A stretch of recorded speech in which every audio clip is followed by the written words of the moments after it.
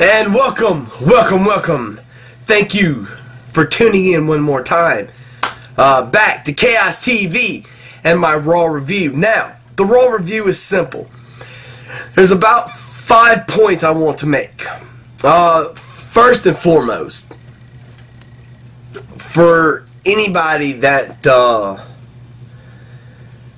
was as excited as I was about Sin Cara,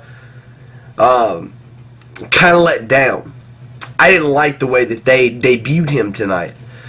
I really wish they would have debuted him in a match. I mean, what was Ted DiBiase doing? R-Truth. I mean, I could list off, you know, a lot of guys. Yoshitatsu would probably have been a great match, a great debut match. Although I think for the most part, DiBiase would have been a better match. But anyway, that's just me. So I didn't like that. Two, WWE's, I mean, promoting the hell out of Tough Enough, and they got to. I mean, they've put a lot of money and a lot of time into this. So yeah, they're going to bring them out, showcase them on Raw. The problem I have with it is when you give a greenhorn a microphone in front of a live audience, you don't always get gold, and that's kind of just what happened. Also, the my third point, the intensity during Stone Cold, pretty much the whole time. Well, first with Triple H and then with The Miz, was just phenomenal, and it put it in the back of your mind, man. Will Stone Cold, will he ever come back? I doubt it. Alright? And I'm going on record here and I say I doubt it. Now, will he ever come back and do one last match? Yeah. I think eventually he will. And I kind of think that it'll eventually happen at a WrestleMania. I mean, that's the only place it's going to have to happen. I mean, he's not going to come back like Hogan did and do a shot at like a regular pay-per-view and then like lead up to a big match somewhere. No, it's not going to happen. If he comes back, he's going to come back and do a one-time match, and it's going to be at WrestleMania. But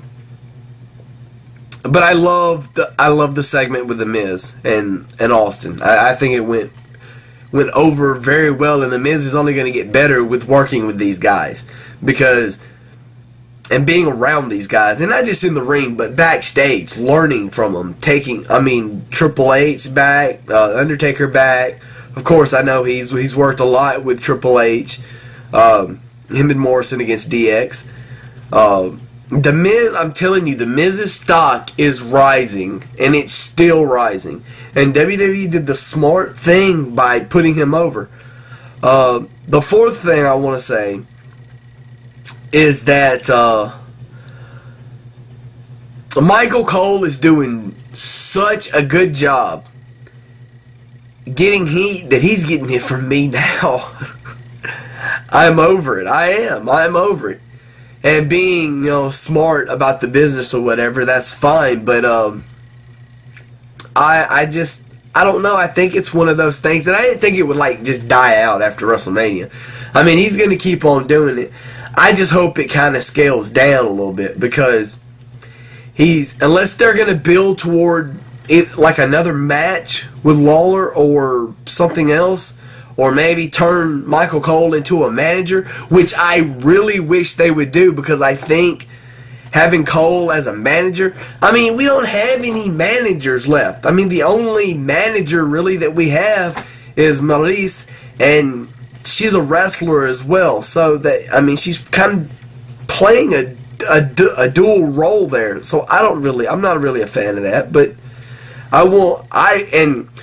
Sonny said at the Hall of Fame, I'm not too old for another run.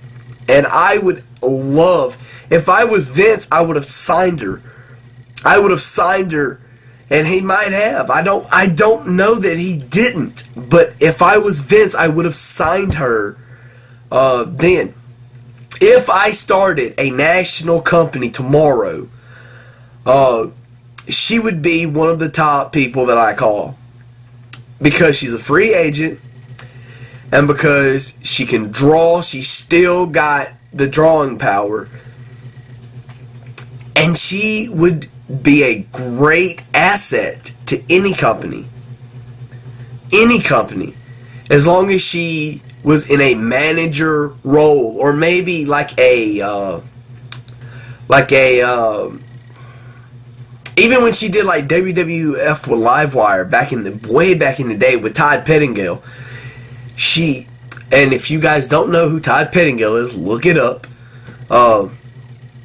She did such a phenomenal job with that, and I think that she could do it. Managers used to be like a mainstay in professional wrestling, and now, sad to say, we don't have any managers anymore. We don't have any, and any managers that we do have are not great managers. I mean, you think about it, Bobby Heenan, and even Paul Orndorff, or not Paul Orndorff, what the fuck, Paul Heyman. I'm still sick, I'm still on meds, people. When he was with the Dangerous Alliance, and I mean, Freddie Blassie, Captain Lou Albano, man, we just don't have those great tag teams anymore. Mr. Fuji, Slick, we just don't have them anymore, and I really wish we did. The last thing I want to talk about real quick is I called it. I said it weeks and weeks ago, that if they were going to do a John Cena Rocky match, it was gonna happen at WrestleMania 28 in Miami. There's no other. That's just like with Stone Cold. There's no other place for that to happen. So I called it. Once again, I'm the smartest man in the room. Second night in a row. But I just, it is what it is at this point. So you guys be good. Make sure to keep a lock on my channel, because I've got some good, I've got some so good, great videos coming in the next, hopefully this week.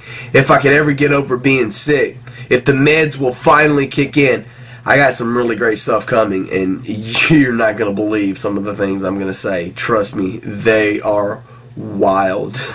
But anyway, I'm keeping it the only way I know how to keep it, and that's on lock, and that's keeping it for real, and that's keeping it by bringing the truth, and that's all I can do. So deuces, people. Chaos has spoken.